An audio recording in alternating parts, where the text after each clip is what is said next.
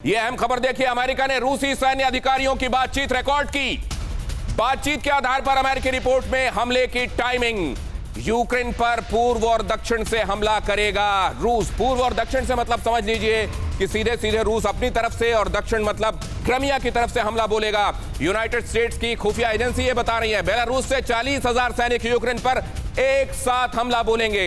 लेकिन बेलारूस की बारी आएगी बाद में, क्योंकि यह नॉर्दर्न हिस्सा है। सबसे पहले सदर्न हिस्से को और ईस्टर्न हिस्से को एक्टिवेट किया जाएगा और उसके बाद एक्टिवेट किया जाएगा नॉर्दर्न पॉइंट्स को।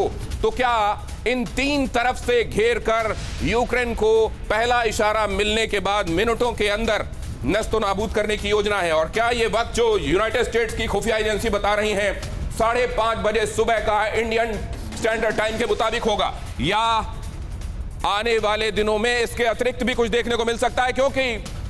क्योंकि हम ये जानते हैं कि अगर प्रेसिडेंट पुतिन ऐसा कर रहे हैं तो उनके दिमाग में सबसे अहम बात यह होगी कि जितना सरप्राइज कर पाएंगे उतना उनको एज मिलेगा।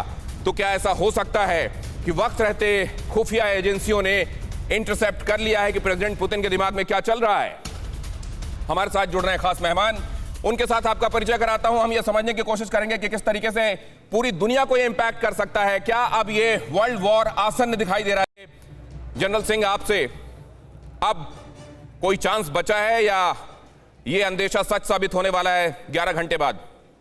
दिनेश जी, आपने जो पूरे विश्व की जो कंसर्न्स हैं, जो चिंता है, जो परेशानियां हैं, उनके ऊपर बहुत अच्छा एक प्रकाश डाला है। लेकिन मेरा अभी भी भरोसा है कि कुछ ये चीजें जो की जा रही हैं वो एक पोस्चरिंग, दबाव बनाने के लिए और आखिरी मिनट के ऊपर कोई कंसेशन एक दूसरे से लेने के लिए की जा रही हैं।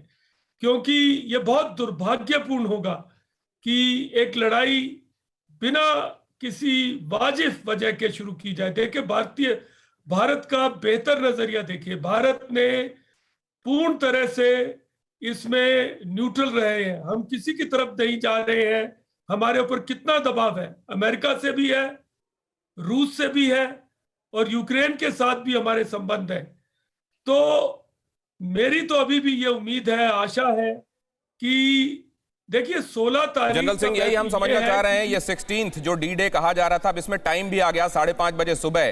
तो ये जो उम्मीद है दुनिया की, हमारी अभी होपिंग अगेंस्ट द होप या अभी होप के लिए जगह बची हुई है? सर दिनेश जी, मैं ये कहना चाह रहा था कि 16 तारीख का जो लिंकेज है वो विंटर ओलंपिक्स खत्म होने के साथ है, कि जो ही विंटर ओलंपिक्स खत्म होंगे और चीन के लिए कोई परेशानियां नहीं होंगी इसकी वजह से, तो ये लड़ाई शुरू होगी। ये ऐसा कहा जा रहा है। जनरल सिंह, बहुत सारे इसके पहलू अभी आपसे आगे समझना है मुझको। फिक्र आपकी, सोमवार से शुक्रवार रात 9 बजे सिर्फ TV9 भारतवर्ष पर।